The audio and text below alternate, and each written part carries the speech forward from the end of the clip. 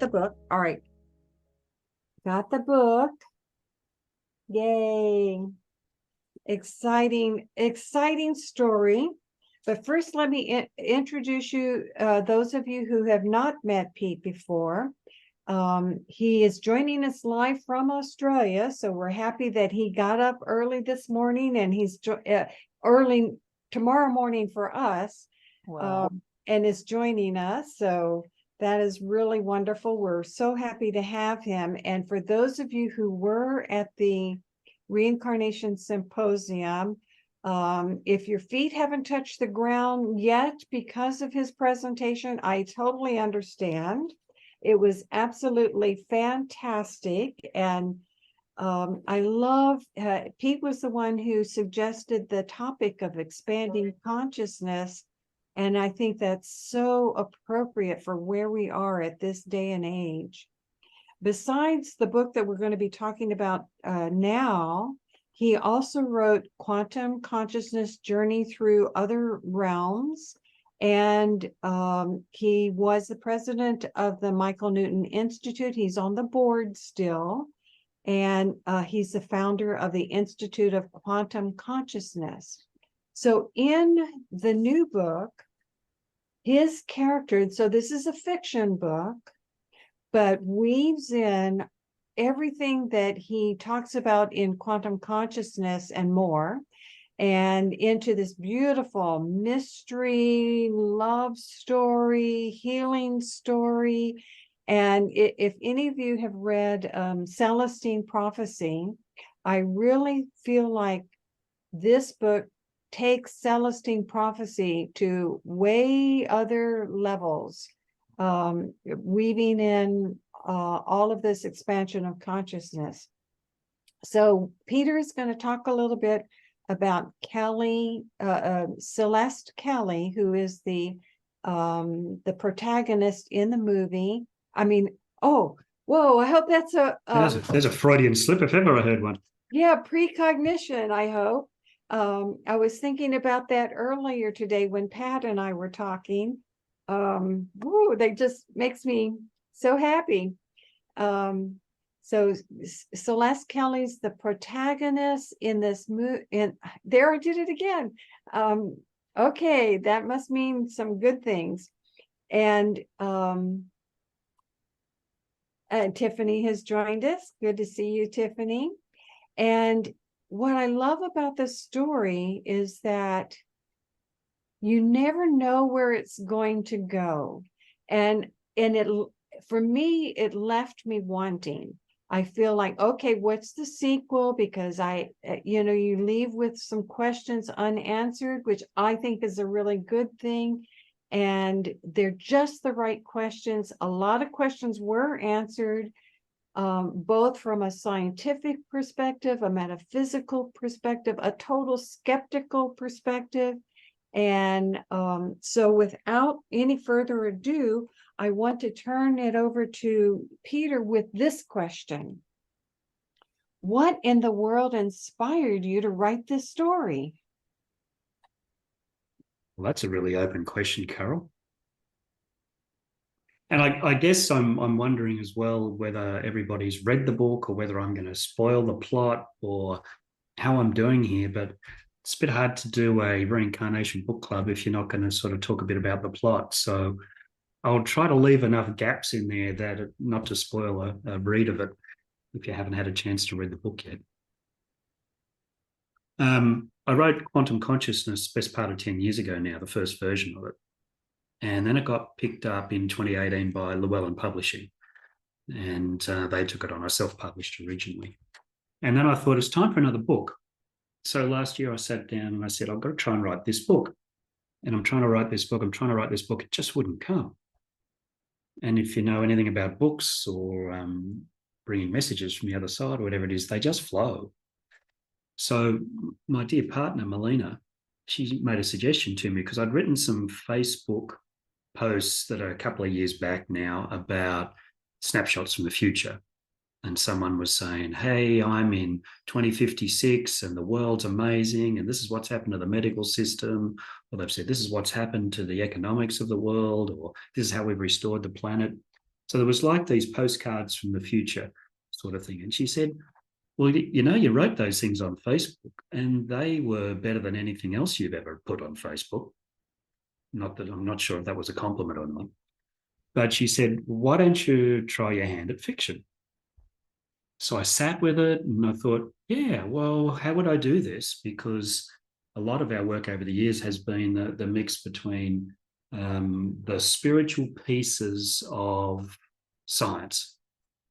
And we all know, because we're here and we're talking about it, that, you know, science and spirituality have been knocking on the door of each other for a long time, particularly the stuff by, you know, the Institute of Noetic Sciences and Organisation Heart Math Institute. All of these amazing places have been bridging science and spirituality for decades.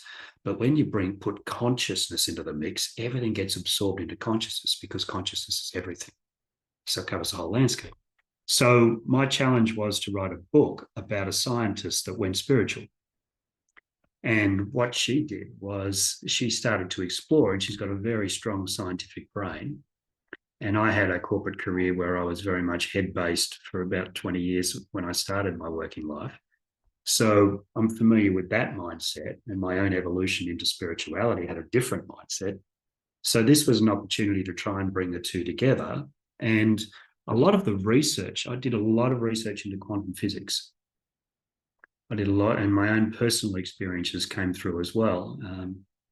And it gradually came together. And if you know the book, you'll know that Celeste Kelly, when she does thinking, she does this big wall of paper and she maps it all out and all that sort of stuff. Well, that's me. That's how I write a book. And I took over the whole hallway in the house. And I'm glad that the hallway wasn't any longer, because the book would have been twice as long, because I would have kept going. But, you know, when you can stand back from a wall of paper and you can observe your whole thought process, they start to make sense. And I could look at a wall and see the plot, and I'd come back and I'd fix things and I'd change things and all that. But, you know, this is a really long answer to Carol's first question. But I want to say at the end of that I didn't write this book alone. And I think that spirit was very present. In fact, I had a couple of sessions that, you know, if you talk me into it, I'll probably share and disclose a little more than I should about some of that. But there's something in this that is about it's time for a book like this to arrive, and it has messages that go beyond me. And I might have been at the keyboard, but there was so much more going on. So that's what inspired me to write the book. I just surrendered to what was happening for me, and the book emerged.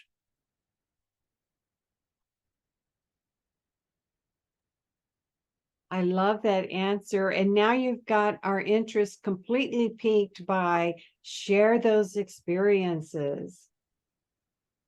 Oh, all right. So I had there's a psychic I know, and she's a really good one, and I can't tell you who it is because it's a client confidentiality thing. And she had a session with me, and we're out there and we're surfing the universe in the quantum realms. And she said to me, "There's some people here and they're for you." And I said, "Okay." And I usually step right back from that because it's not, you know, it's not my day, it's their day. And she says, no, it's a really important message. There's a group of quantum physicists from the other side, and they have information they want you to bring through. And if I didn't know this person and know their integrity and their credibility, I would have probably said, yeah, maybe. But I said, oh, okay. And that was enough to sort of whet my appetite. And then I went and had my own session with somebody that I trust, and I toured, and I got a sense of going to another lifetime where I actually was sitting in a class at a big university, and I was in the back row, and I was listening to Albert Einstein do a lecture. So this was actually a past life snapshot of mine where he was a teacher. Now, there's a story that emerges in the book about Celeste has a past life as someone who gets to meet Einstein. And it's actually based on a real circumstance where I was at the back corner of a lecture, and then I went researching when Einstein came to Princeton 10 years before he emigrated to the US.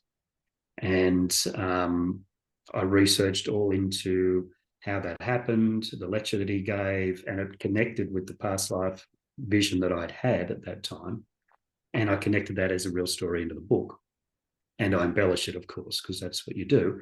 You find some truth and you find a way to communicate it that gets the message across at another level. So there's a little acknowledgement in the back of the book about somebody who put me in touch with my quantum helpers, and that's what that refers to.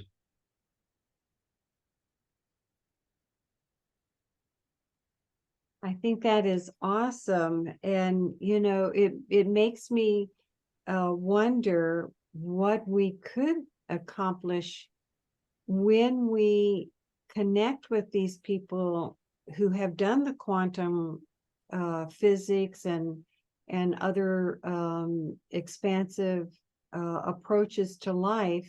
What could happen for us by contacting these people? And so I think you're onto something.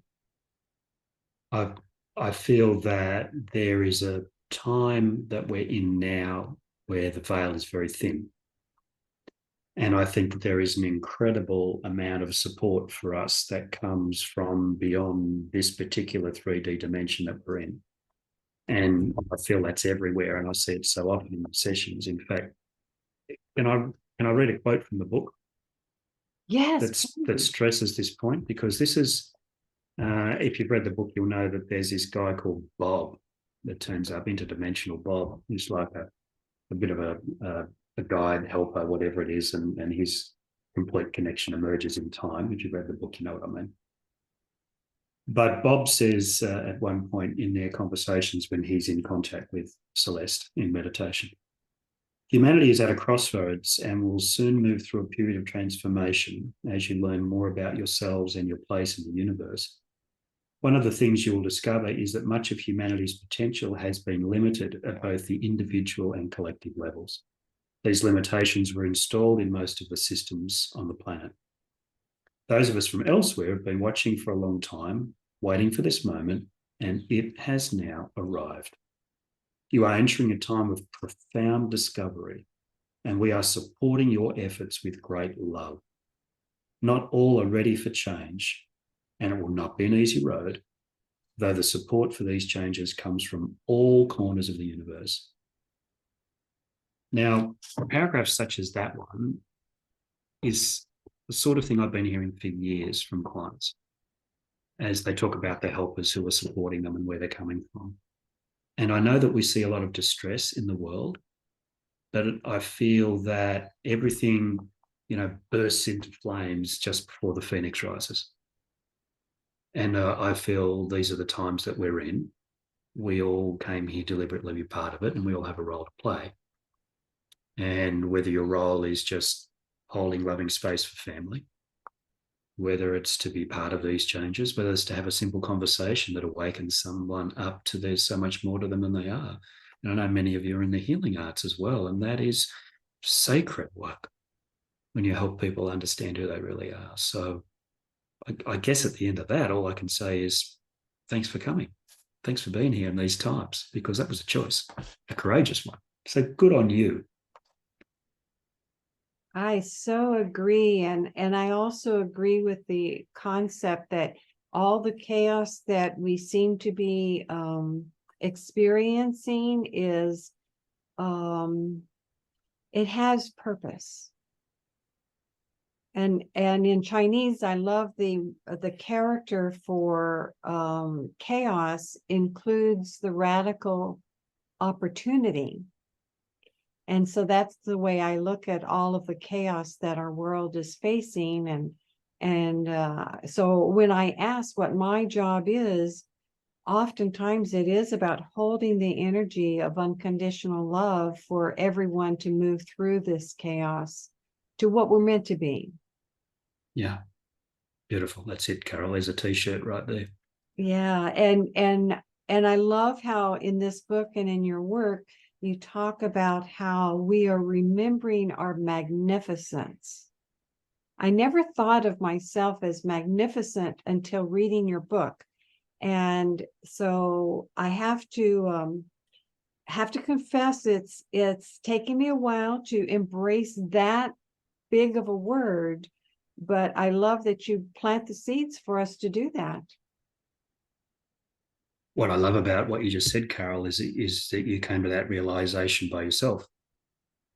So I could have offered to tell you that a few months ago and save you reading the book, but it's not the same as discovering for yourself. And I think if there's any gift that we can ever give it, it's to say that, hey, when you look in the mirror in the morning, you're looking at a human disguise. That's not who you are.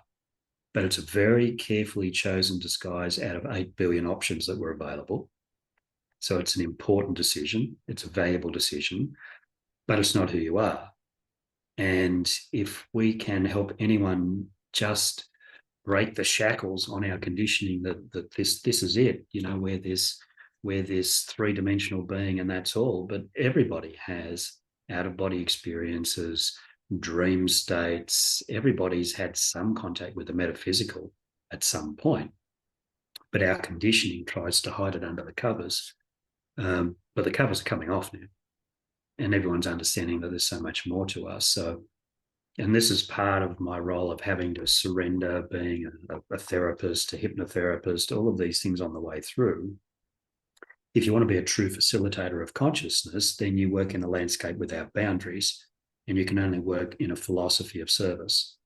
That's all we have. And when we work in a philosophy of service and we take people on journeys into their consciousness, then, if you try and put a label on there, I'm a something, then you're actually limiting what you can offer to the people who come. So, I favor the universe is limitless. We're part of the universe, so we must also be limitless. That just makes logical sense. So let's get on with being limitless and moving beyond these systems and these cultures and these behaviors that are keeping us trapped in this simulation. And let's explore our magnificence, because it's already there. We just have to remember. Beautiful. Someone asked me about a word that you use over and over in the book. So I want to quote a little what you wrote about it on page 309, if anybody wants to know.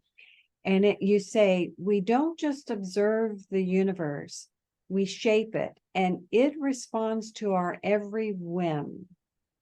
So tell us a little bit more about the observer effect. Quantum physics is well documented on the observer effect, that they found that with the double slit experiment, and most people have heard of that. So without going into too much technical detail, and you can research that to your heart's content, and it'll take you a week to find all the pieces. But basically, they came to understand that if somebody is observing an experiment, they intrude upon it. There's no such thing as objectivity. If we observe something, then we are affecting our reality and its reality, and we shape it towards what we're doing. If you expect particles to behave as a wave, they will. If you expect them to be treated as individual particles, they will. And this moves into things that we've all seen through, that old movie, The Secret, Power of Intention. So many people have talked about these things. And we used to say that seeing is believing, but it's actually the other way around. Because if you believe it, then you'll see it, because technically you create it. Now, if I walk out my door this morning and I go for a walk and I intend to have an awesome morning walk, I have one. But if I want to walk out my door and carry all of my troubles of the world with me and continually process them around in my head, and it's difficult times at the moment. It's energy flying in all directions, both globally and also, with many of us individually. And I've got lots of family members in distress. So we can carry that with us, and we make the choice. Do you want to be the shadow or do you want to be the light? And I've got to tell you, if you choose to be the light and go on a walk, you come back even lighter than when you embarked. So for me, we make choices about our energy field, and underneath some of the concepts of this book is that the true power of the universe is actually our free will. And when we choose and we engage our observer effect, it becomes the creator effect, because we create the scenarios around ourselves. You tend to find that pessimists have very sad lives and optimists have pretty cool lives, because it all comes down to how we take our energy out into the world, and that echoes back to us in what we see and how we feel about it. So for me, the universe responding to who we are is summarized as that. If you want a good life, just go have one. You'll have challenges, and our soul develops and learns and grows from those challenges. We all have challenges in human form. None of us are here for a holiday. It's a tough gig being on Earth. But, the question that you can ask yourself in those difficult times is, what is my soul trying to teach me? How does this help me to evolve and grow? And will I pass through the fire? And will I learn what I came here to learn through this experience? Thank you for the lesson, which we probably created before we came here. So true. Does anyone else have a question that they would love to ask? I'm gonna, I guess, raise your hand and let me know if there's a question online.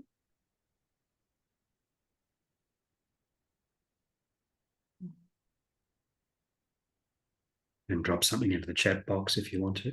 Yeah, do that way if you're more comfortable that way. And while we're waiting for questions from the audience, tell us a little bit more about the research project that Celeste and her group put together. I think that's such an intriguing thing. Was that built on anything from real life? You're talking about the Designing Our Destiny project, when they get those snippets from the future? No, Is that right? even before that, when they were beginning to explore I don't think it was called that in the beginning, if I remember correctly. They were just beginning to explore these different things, and I think that's what the DoD came out of, if I remember right. So there was Project Shed, and then there was Project Dodd. Yes, Shed. Yeah. That's the one I'm Okay. Okay. Well, that happened when Celeste realized that when you take somebody out of their body and you have what's the equivalent of more of an out of body, or even it's more similar to a near-death experience, and anything, except your consciousness is available in the body as well. She realized when people came out of their bodies and they looked back at the bodies, they could find their own answers.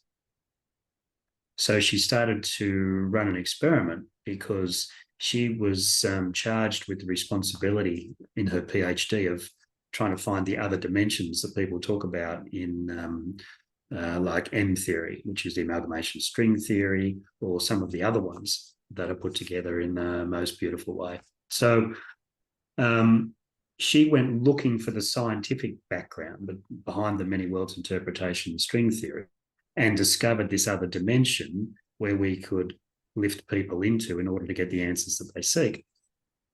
What that opened was deep and profound healing for people that no one could understand. It was like those medical anomalies where somebody has a spontaneous healing and they sort of write it off as saying, we don't know what happened, so we'll just stick with the old system. So this, because she was not part of an indoctrinated system and she was a pure scientist, she said, well, these results are significant and they're different and they shouldn't be happening. So let's chase them and let's find them. So she put an ad in the local paper, who wants to be part of an experiment, and people came from everywhere wanting to be part of this thing that she was building, and they were quite overwhelmed at one point with the amount of support that they got. So what she did was she scientifically mapped consciousness and came up with a model that she said, well, using the observer effect, the people can observe their own bodies and their own selves, but then something happens, and she christened that the super observer effect, which is, for those of us who are in the know in the light worker movement, you would see that as higher self, super consciousness, soul type observation. But their consciousness included both the body and that piece. So she ran a whole series of experiments and in the process helped thousands of people. And then she couldn't be ignored by the powers that be and the medical system and all of that were quite affronted by her being so successful in a quantum physics project. And that's an important part of the plot, that you have to move outside the system to change the system. Beautiful. And then that leads to the destiny of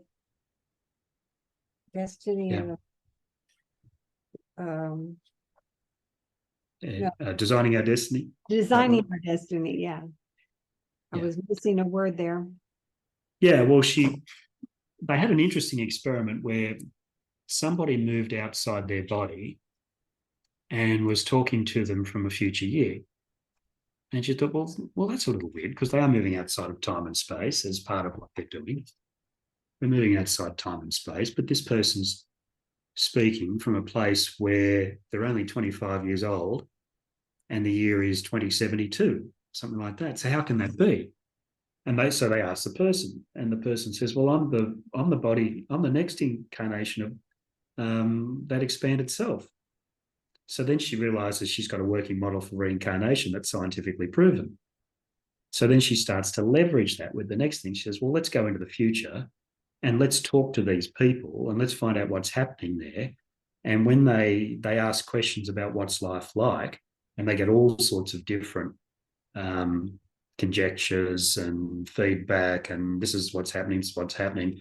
But when they started to publish the positive stories out on their social media and all that, because I've got about 1 million followers for their Institute for Quantum Metaphysics at this stage, they start to collapse timelines into this one positive high vibrational scenario. And they're knocking off the multiverse and they're channeling all of these positive stories. As people read them and believe them, they're letting go of all the lesser timelines and they're just leading humanity into one positive future that becomes a self-fulfilling prophecy. So they're actually molding and shaping the multiverse to be able to, if you like, create the future that humanity most needs. And it comes across in, in your medical system and your leadership system, the restoration of the planet through one political system that's global, no longer boundaries between countries and all that sort of stuff, just respect for the local cultural aspects that need to be preserved, but two groups that work together, the planetary advocates and the people ambassadors. So they find out what's best for the people and what's best for the planet in this collaboration of a new leadership model for Earth. So these are the sort of things that they start to pull out of the future and collapse the other options into these ones. So if you like, they've created a time loop about, how do we build a positive future for humanity? Well, we create it through our super observer effects. And at the same time, they come up with a scientific working model for reincarnation. Awesome. So can you explain a little bit more about what you mean by collapsing the timeline? Okay, sure. And you can ask 100 different people who are into quantum physics and they'll give you 100 different answers, but I'll offer you mine on the basis that you need to find your own model, but I'll offer you what I've come up with.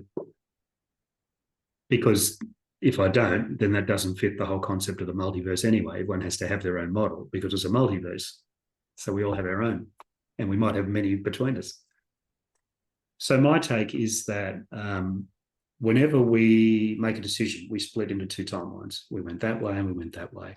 And a lot of the research that we've done at the Institute for Quantum Consciousness is we've been mapping these alternate realities for over a decade. And we've been taking people on journeys to meet the other them that went the other timeline. Now, the reason we can do that is because, first of all, we create an intention to do so. There's our observer effect / creator effect. And we are quantumly entangled with them because we came from the same set of subatomic particles before we split. Now, these alternate realities are actually closer than what people see as past lives, or as I call them, parallel lives. because the synchronicities between the subatomic particles are closer because they've come from one body before it split.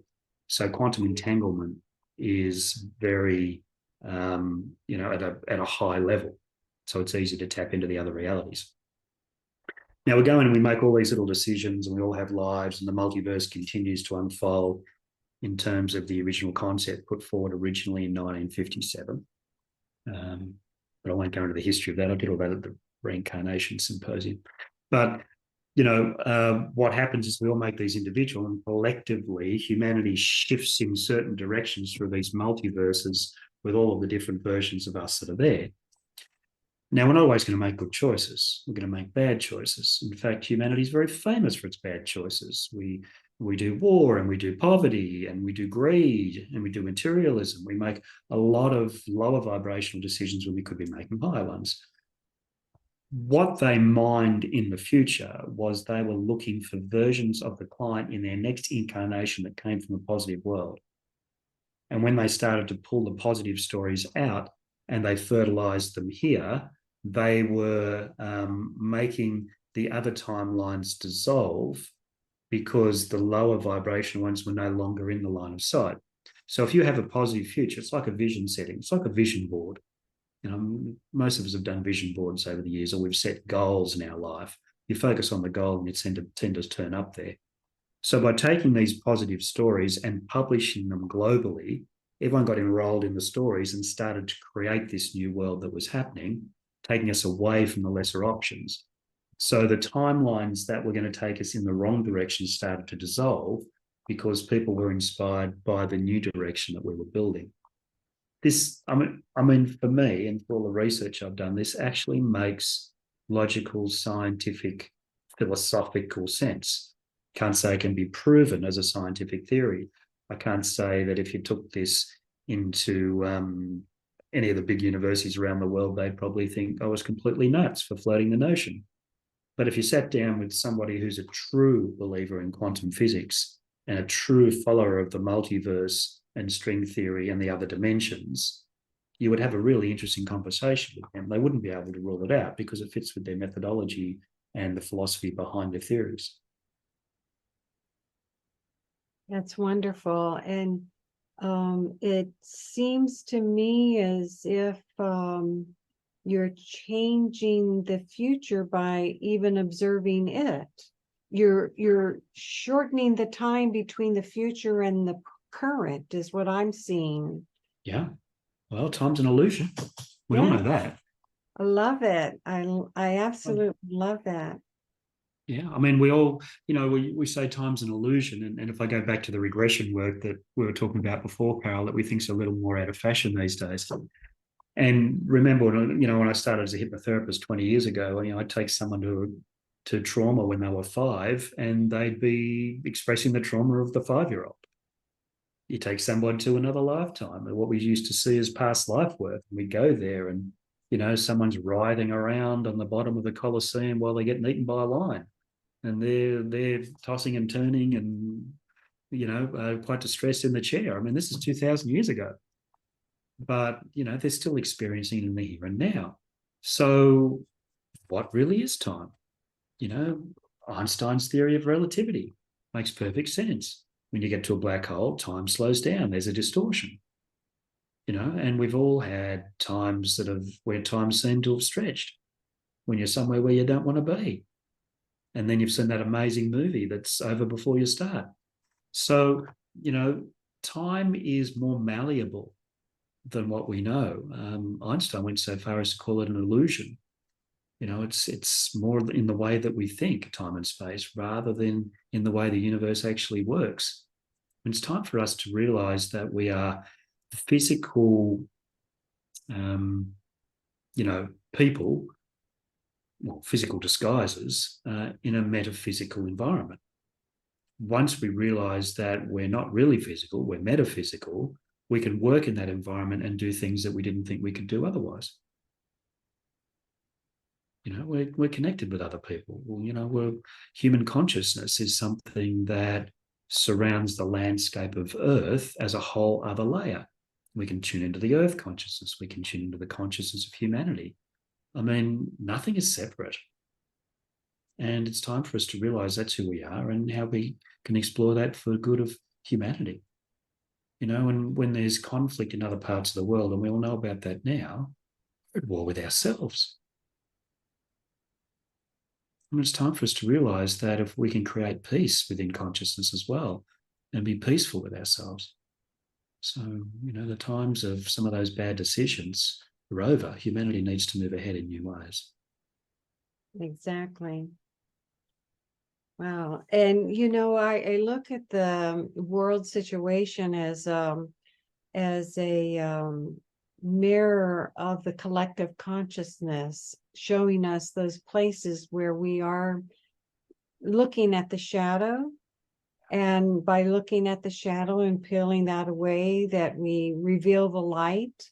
So it's just a different way of looking at these things. And you sort of go in that direction in the 5 themes at the end of the book.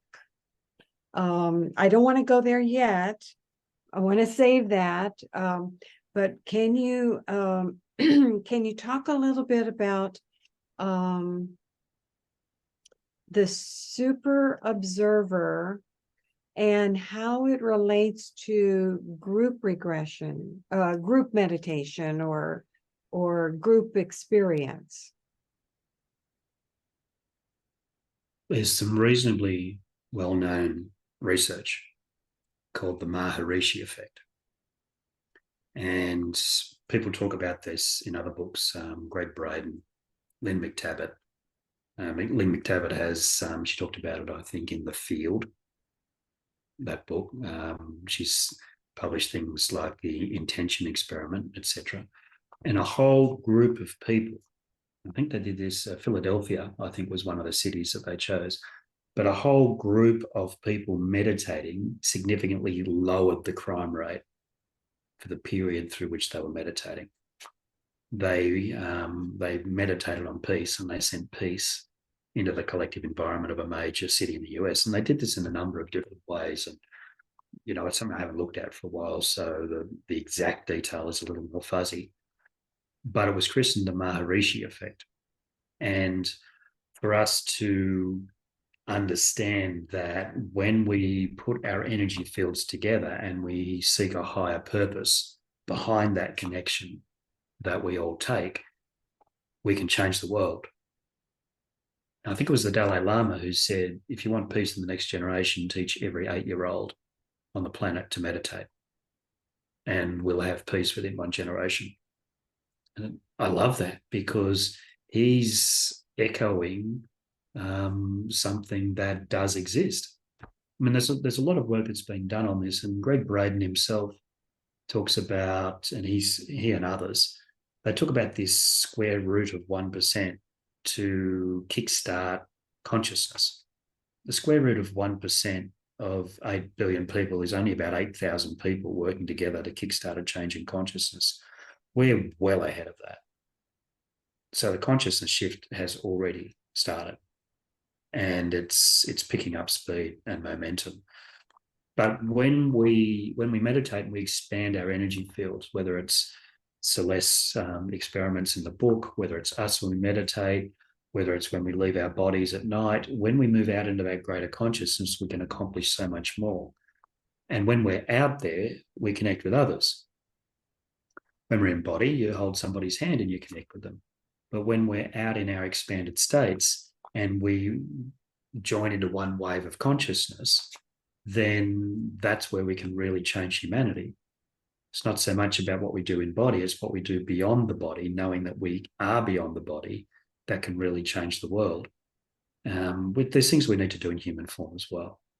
But when we hold a greater intention in a collective consciousness, that's when true change occurs. Beautiful.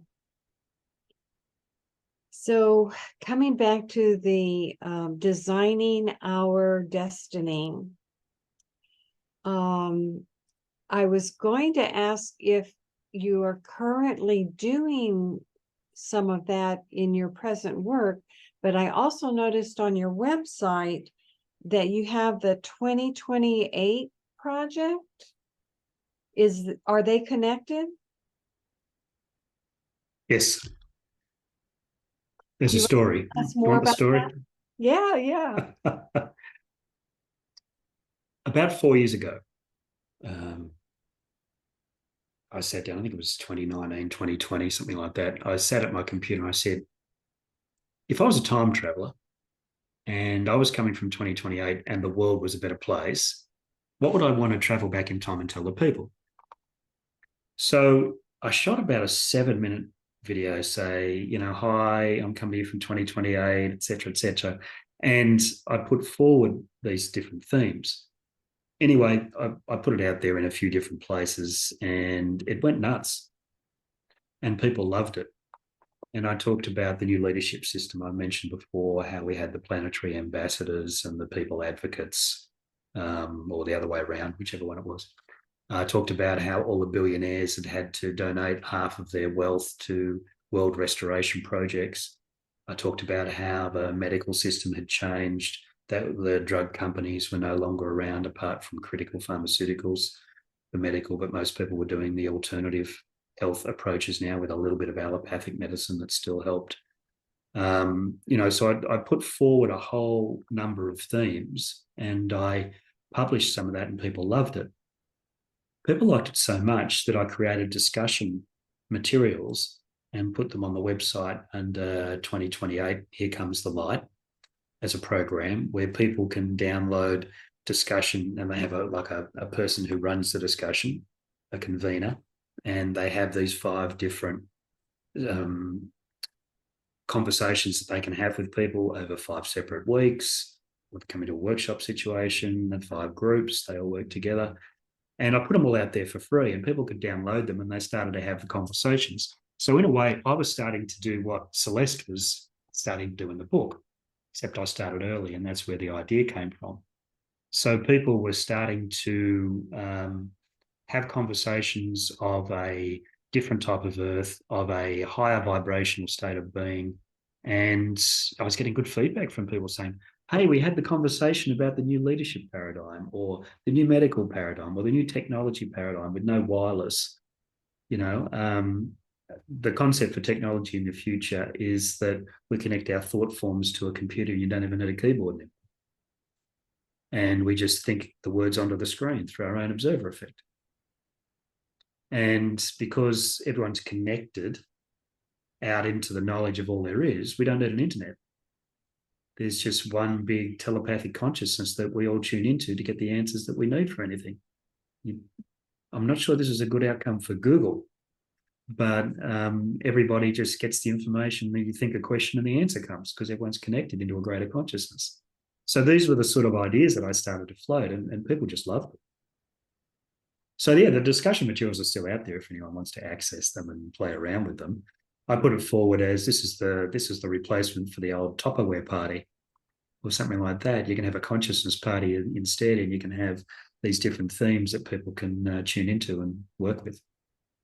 I love it. And that's kind of what we're doing with the Reincarnation Book Club is,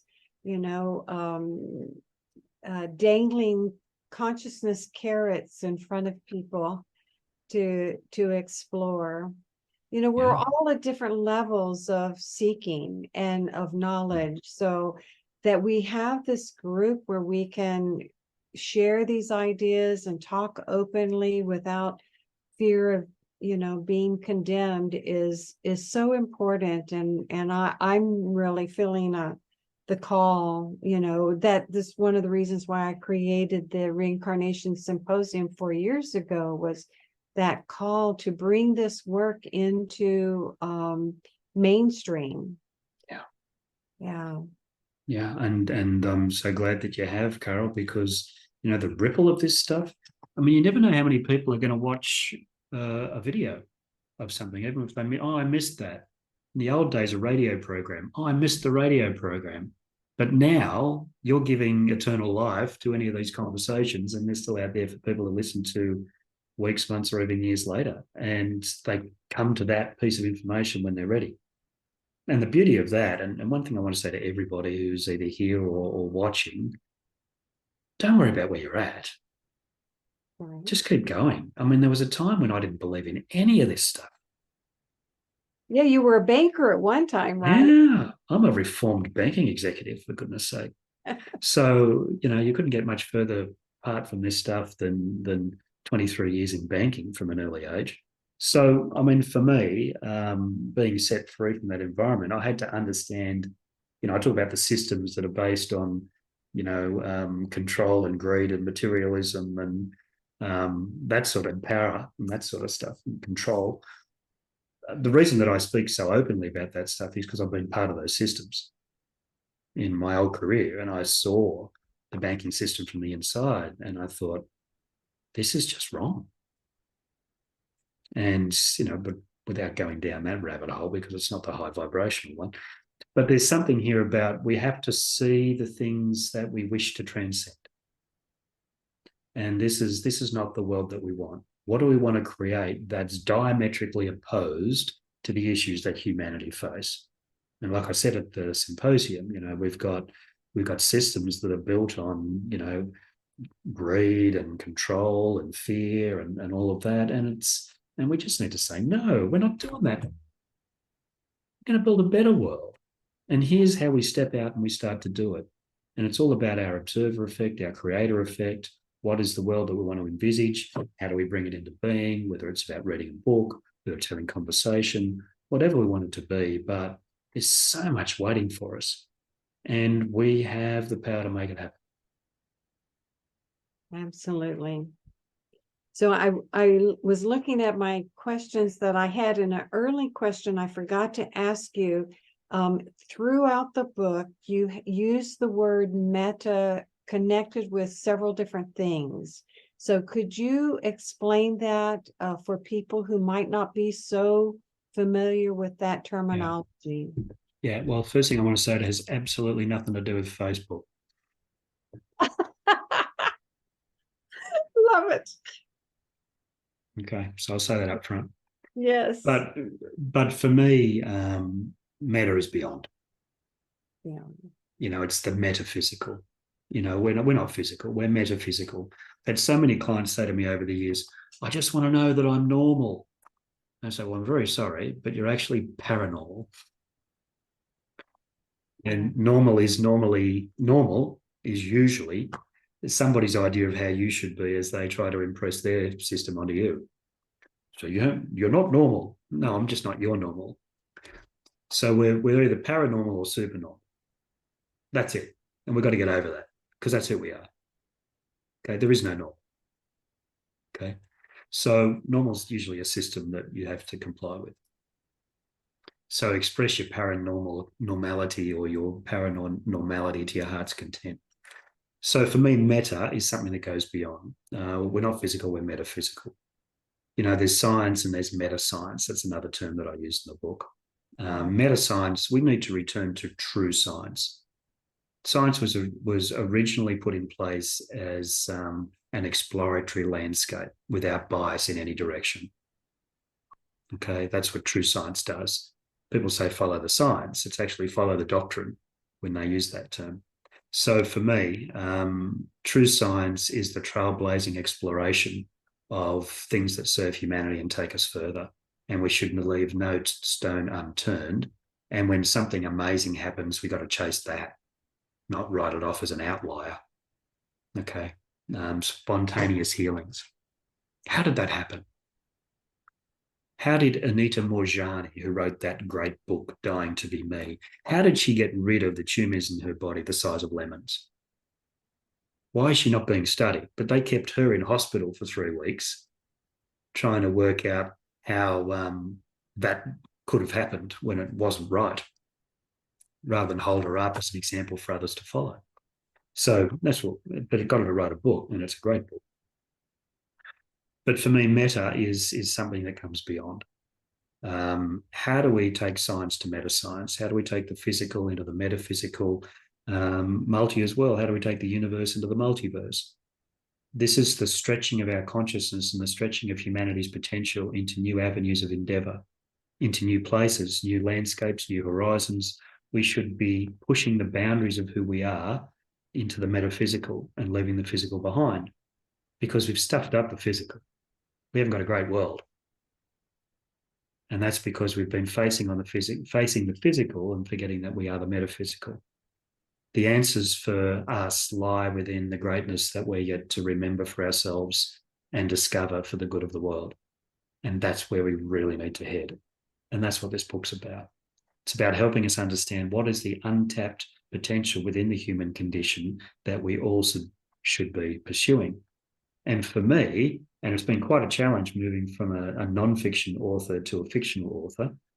Fortunately, I had a good editor that beat me about the head continually, trying to get me out of non-fiction and into fictional writing. And I'm grateful to AIA Publishing for doing that for me. But it's about me catching a new segment where if you tell a story, and we've learned through stories, Indigenous cultures across the history of humanity have kept their culture intact through stories. Stories teach.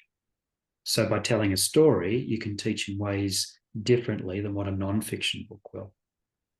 And a lot of the stuff in the Transcendence of Celeste Kelly, a lot of it's about my personal journey of the people that I've worked with over the years as well. And it's about the work that we're rippling out to the world. And I can see 3 of my buddies who are doing the work here with Sharon and Lee and Kim in the audience. So, I mean, this is the sort of stuff that we want to do. We want to help people understand, start to question who they are. This isn't it. This isn't who I am. I'm so much more, and it's time to find out. And then when I know more about that, I can share that with others, and we can all join this wave of consciousness, because it's much more fun when you're a wave than rather just a particle. These particles join a wave and we all head in the same direction and we bring big change. Beautiful. Can you add something you said just then made me wonder about the difference between the multiverse and parallel universes. What are your thoughts about that? Yeah, well, parallel universes and alternate realities are sometimes interchanged. And if you take alternate realities and you add the multiverse to them, they're probably parallel universes. So for me, the question is it an alternate reality, or is it a parallel universe, or is it a parallel life? Okay, so my definition, and again, everyone really needs to find their own to try and save confusion. My definition in our work of alternate realities are other versions of, say, Pete that exist in other timelines. Okay, so there's Pete over here, Pete went a different direction, Pete went in a different direction. If I can use that analogy I shared with you before we came on to the recording, Carol. You go to the department store and you want to buy some new clothes, and you take them into the change room, and on your left and on your right are 2 mirrors. And you stand at a certain angle and you look into those mirrors where they bounce the light off each other, and it looks like limitless versions of you in each direction. Okay, so that's my definition of the alternate realities. Okay.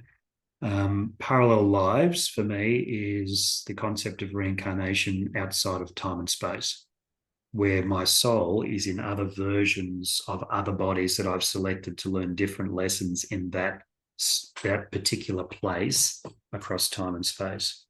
So for me, parallel lives is past lives outside of time. So if we look at parallel universes, some people will call that from the alternate realities. These other versions of might be out there doing different things to me. People may call those parallel universes, or they may call them alternate realities. That's almost interchangeable in most popular culture. If we want to talk about the multiverse itself, that's just the big kahuna. That's everything, the whole enchilada, if you like. The multiverse is everything. There's no multiverses because it's already plural, because it includes everything. I tried to make it a bit easier to avoid confusion. I just call it the all there is. Oh, and that seems to work. yes. Yeah, that sums it up, doesn't it? Yeah. So there's other versions of Pete, there's other versions of me in other lifetimes here on Earth, and there's other versions of me that may be in other types of bodies or on other planets. and we call that the realm of interdimensional consciousness. So when I do the work with our model, we have the realm of alternate consciousness, parallel consciousness, and interdimensional consciousness, meaning other versions of Pete, Pete in other bodies, and Pete in things that may not need a body. So that might have confused people further, but that's our model. You'll have to watch that answer a few times, I'm sure. But this is the beautiful thing about being able to record. Okay, so now I want to come back to the 5 themes that you talk about in the last part of the book. And so cleaner technology was theme number 1. I really related to the part that you said in that about low EMFs, because I actually experienced EMF disorder. Yeah. I was affected, and it affected me so much that it affected my immune system. You know, like you've heard about the children who live too close to the power lines and that sort of thing. Power lines, exactly. Yeah. And then 2 was quantum networking, asking a question into the field, and then the universe goes to work to bring the answers, right? Then you talk about meta-science. So I wasn't exactly sure about what you meant by meta-science, but I think maybe you answered that. But come back and say something a little bit more about that. Okay. And the other ones, do you want me to cover the leadership stuff and the restoration projects? Yeah. Okay. I've sort of started these off a little bit in discussion, but let me expand a little bit.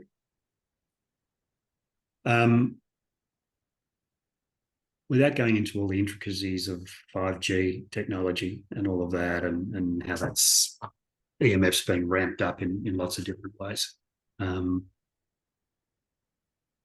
With the moving away from EMF, the whole idea of wireless technology is to transfer information over an infrastructure that's wireless sending and receiving. When you have a different way to access that information through a collective consciousness, then you can retire all the EMF networks. Okay, so when we move into the group technology, and this really works with the quantum networking stuff as well. You know, they talk about the quantum computers, and when code that's written in binary is either a 1 or a 0, that's how they do the old coding. So it's either 1 or it's either 0. So it's one or the other. But in quantum computing, supposedly and I'm not an expert in any of this stuff, but supposedly the code stays in its superposition, so it's limitless. So it's not bound by the 1 or the 0. So it can process limitless amounts of information in a short space of time because it's not limited by the 1 or 0 code. So the quantum networking and the cleaner tech go together in that the overall environment based on collective consciousness, if we're connected almost telepathically into a field of information, and through computers as well, you think you connect with your computer and you ask a question and you just read the answer on the screen without use of a keyboard. So it's based on group consciousness and telepathy, which retires the EMF network, because you no longer need wireless because everyone's already tuned into everything. And let's face it, advanced civilizations on other planets use telepathy as their language anyway. No one uses one of those Babel fish from, Hitchhiker's Guide to the Galaxy that they stick in their ear, if you know the book.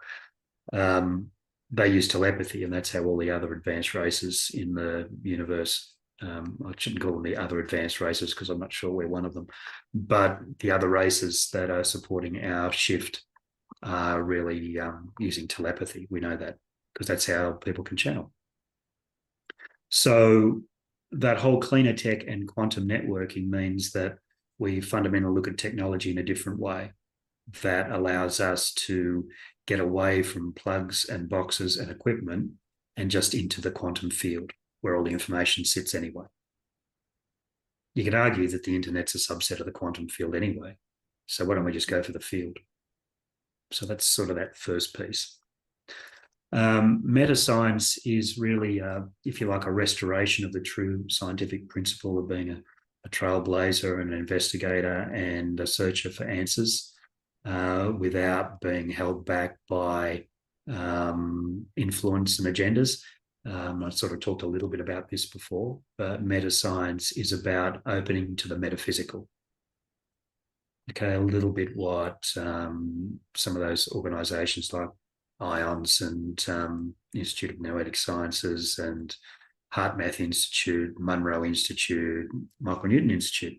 A lot of these organisations are doing research that is using scientific principles but taking them into the metaphysical instead of just the physical. So meta science is a coming together of the physical and the metaphysical into one branch of knowledge pursuit. The leadership, it's an end of politics. How do we feel about an end to politics? And that we move into two groups of people who champion the causes for the planet, but collaborate under a joint collaboration that is for the greater good. And you've got the planetary advocates and the people ambassadors. What's good for the people and what's good for the planet. And there's a dissolving of the first and the third world because there's enough wealth to go around. I mean, the top 1% on this planet own something in excess of, I don't know, 80 or 90% of the wealth or something. I mean, we're talking about a redistribution that allows everybody to have all of their needs met and to actually have a fantastic standard of living that exceeds most of what people have because it swings back into a shift of that dynamic back into, these two groups of people who are picked with very pure intent, with high integrity and a history of humanities and people who are full of selfless service. And that's the sort of people that move into these two groups that run the planet. And there's an end of political genders, international politics and all of that, because those boundaries just dissolve while still respecting local cultural endeavours that maintain the identity of people in their own place. And the last one, the World Restoration Projects, and again, when the theory behind this is when this new group was swept to power, these people advocates and planetary advocates and people ambassadors, when they were swept to power, they went to the billionaires around the world and they said, well, you guys are responsible for restoring the planet now and you're going to fund it. And you can donate half your wealth right now to settle that up, or you're going to lose all of it. So they all came on board pretty quick. And then where it went from there is anybody's guess. But there was almost limitless funds to run thousands upon thousands upon thousands of world restoration projects, whether they were infrastructure projects, economic projects, retraining of people, and millions of people are in these projects, and that's how they make their living. They're provided from this pool of funds that was taken from the billionaires around the world. And that's a beautiful thing. I'm sure Jeff Bezos would love this idea. So that's how we repaired the world. And these people are all telling the stories on how that was done. I know Bill Gates and Warren Buffett are part of the collaborative who are moving in that direction. I don't know about Bezos, though, if he's on board yet. Yeah. Might take a little while. We hold the vision for him to be there, right? Absolutely. Now, have we asked all the questions that everybody and answered all the questions that anybody might have had? Let me pull this up into gallery view so I can see everybody. Does anybody have a question that they want to ask? Yes. Hey, Pete. Hi, Lee. I've asked this before, Pete, but when is book 2 coming out? And so we know who those mysterious people and who's behind the murders, and the more kind of mundane stuff You're reading my that mind, Lee. you Well, teach us with. well, Lee, there is another wall in the house that has paper on it now, and ideas are starting to pop on there as they go. It's sort of swirling around inside. Some of the hints that I can offer so far is there's a little bit more about Carlo and his backstory. He's a really interesting guy. He's an old Jungian analyst who found the metaphysical. And I've always been a big lover of Carl Jung and the work that he brought through with the collective unconscious and all of that, as you know. So there's a little bit more about Carlo. There will be the pursuit of free energy. Okay, and that's another one of the subjects in the last 5 subjects too, Carol, that free energy was made readily available to everybody. Solved the energy crisis, stopped the mining and the destroying of fossil fuels. So there'll be a little bit more of that. There'll be a bit more intrigue. So you will recall that there was a few things left undone about Celeste's father and his passing. So there'll be more on that. And I don't know, the work will continue and possibly expand, but where I take it yet hasn't really dropped on me yet. So, but I'm putting aside, I'm going to mention I'm pretty busy, but I'm reserving time over Christmas just to sit and listen. So I'll probably know more after Christmas. I love that you have some helpers from out there, and I'll be interested to see what themes they would like you to write about, or how they. Absolutely. Well, I'm part of a team, so I've got to listen to the team. That's wonderful, Pete. I'm on my Thanks, second read. I'm really enjoying it. Not racing through it this time, and enjoying it even more. Good. I love. Thank you. Those were the questions I wanted to ask. And Kim, you have a question. I do, and it's about the square root of 1% that you were talking about. So I'm curious, because certainly there's more than 8,000 people on the planet at this time doing this kind of work. So I'm wondering, and with the Maharishi effect kind of as background, is the idea that we would all need to be kind of focusing on a really specific intention all at the same time to really see a movement, rather than all of the ways that we're out here in a million different directions trying to do to work to improve and be light workers. Well, my view is that the kickstarting consciousness has already happened. Let's face it, we're having conversations like this and they're not burning us at the stake anymore. So, I think that shift has already occurred. And probably Greg Braden's book, The Divine Matrix, covers a little bit of this. If you want to sort of look into it a little bit more deeply, or Lynn McTabbitt's book, The Field. And I read those books and then researched it from there and put the info out. There's something about that dynamic, and I'm not quite sure how they came up with that formula. So I don't know the background behind it. And I've got to say, maths isn't my forte. Best leave that to others. So if you look at that in terms of that's just to kickstart the consciousness, that's not to change the world. That's to start the snowball heading down the slope. And I think the snowball's growing with every roll. And if I had to say how far is the snowball down the slope, I think we're still reasonably close to the top, but I think the slope is going to get a lot steeper, because what happens is these things, it's like the domino effect.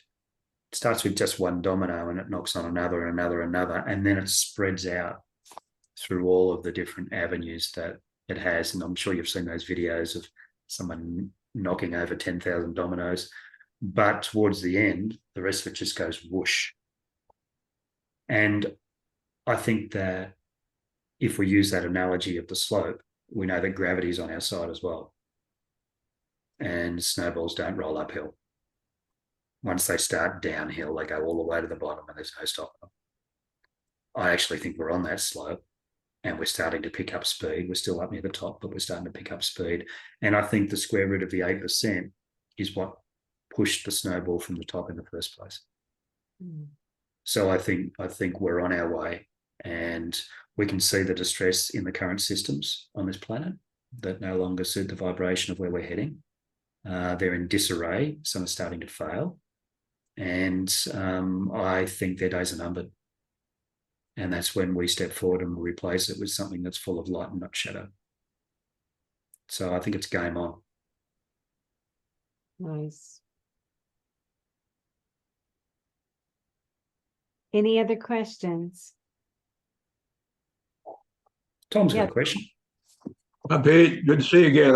Yeah. I joined Yeah. you in your talk recently at the symposium. Yeah, you were going to send me some info, Tom.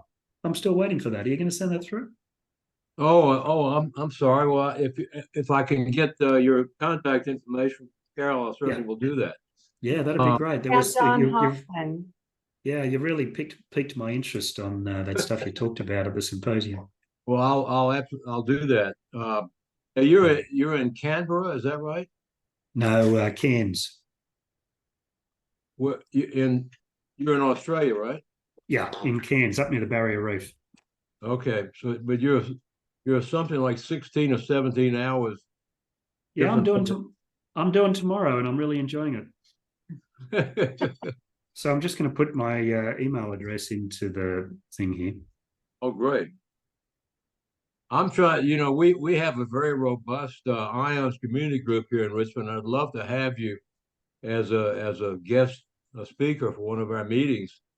What I was worried about the time difference is that we meet from 10 a.m. to noon on Saturday morning once a month, and that would be in the middle of the night for you, unless you're a night owl, would be kind of difficult. Yeah, I sort of my watch sort of is very adjustable, really, Tom. Oh, great. Well, I'm so glad to hear that. we can chat offline about that. All right, wonderful. Well, I will definitely be in touch. I appreciate it. Thank you. Okay. And I thoroughly enjoyed tonight. It was great. Thank you.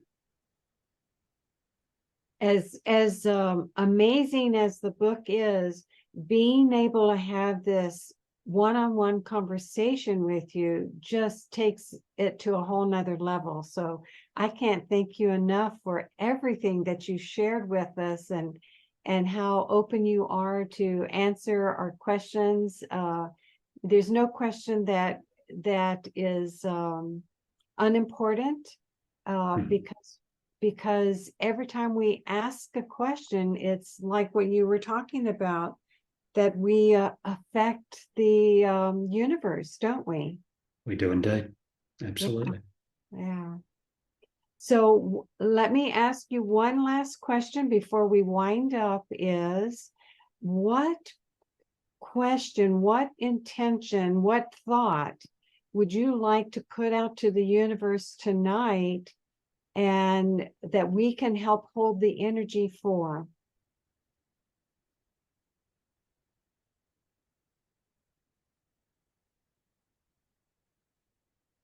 When that snowball reaches the bottom of the slope and it hits the bottom of that slope and it just spreads in every direction. And every one of those snowflakes is filled with light. And we are the snowflakes in the ball. So, yeah, just spread the light, because, let's not focus on the shadows. Let's be those snowflakes that spread the light as we hit the bottom of that slope and spread in every direction. Beautiful. Yeah. Wow. And Smita, I think you had a comment or question? Yeah, I don't have any questions, but I just wanted to share with Pete that about a year ago, maybe a year and a half ago, I worked with a lady who's in her 70s, and she was feeling this sense of not having done enough. And she just wanted to know what more she needed to do in this lifetime, what more, how many more ways she could serve, because she really comes with that mindset of wanting to do more. She's a light worker. And so when I regressed her, as it happens with many of my clients, she didn't go into a past life. She went to a Pleiadian ship. And she found that she was a scientist on the Pleiadian ship who was doing research on what kind of plants to grow on Earth that would be beneficial for the soil and all of us. And, you know, initially in my interview with her, she had told me about this deep interest she has in organic food and growing food and all of that. It was really amazing, the details that she shared about her life on the ship, and that the ship has labs where they're growing these plants. And the way they are creating food is so incredibly healthy and clean. And so after the session, I said, well, how are you feeling now? She said, you know, I'm not feeling the weight anymore, the weight of what more do I have to do? Because I feel like a part of me is already doing that work. And I can now connect to her. And so she started to feel so much better about just doing whatever she's doing in this lifetime.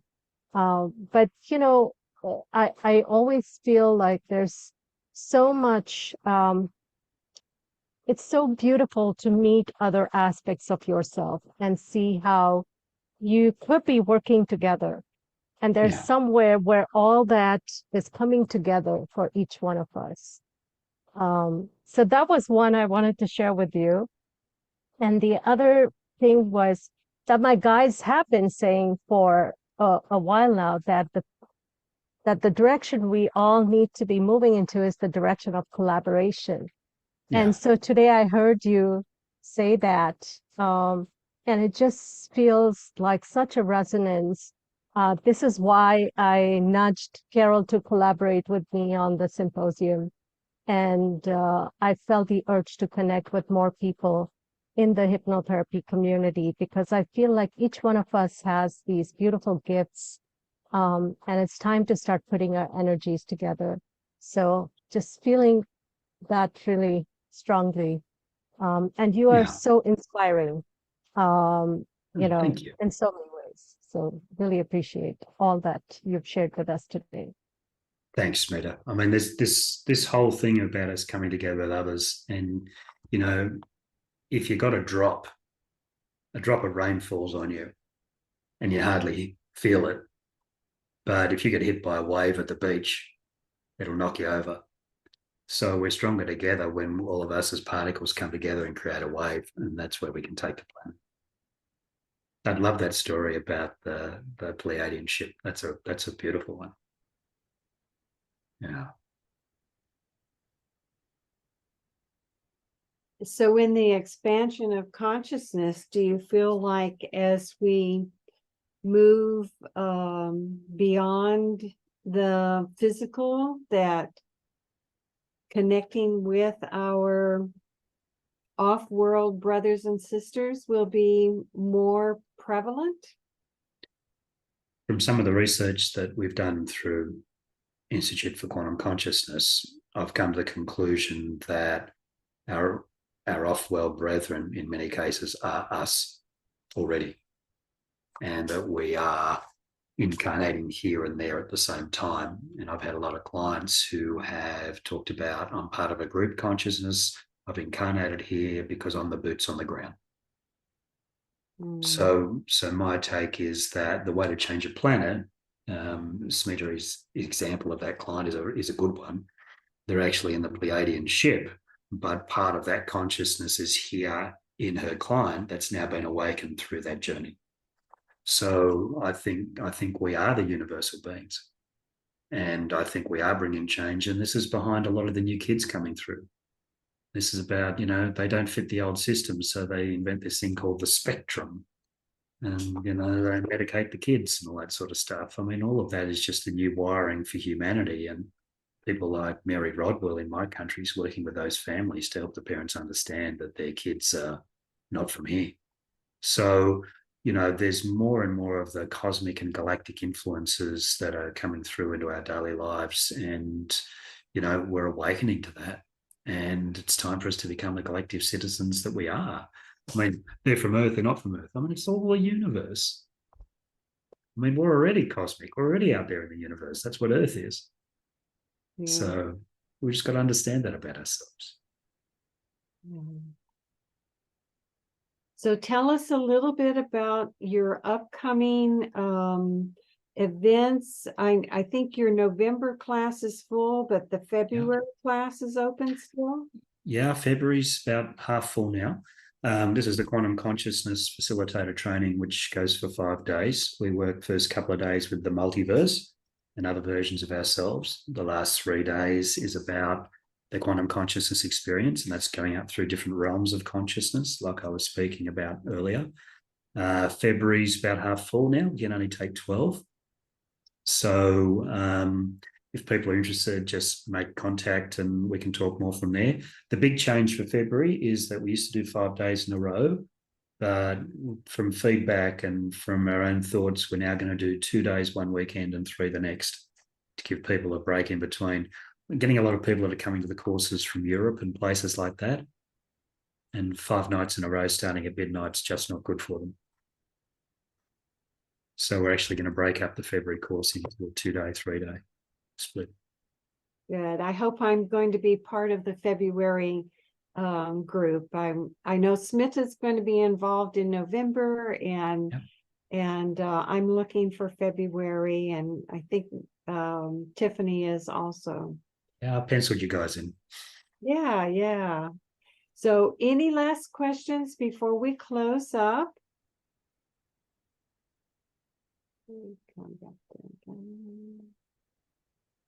Well, I just want to say thank you again so much for writing your book, first of all.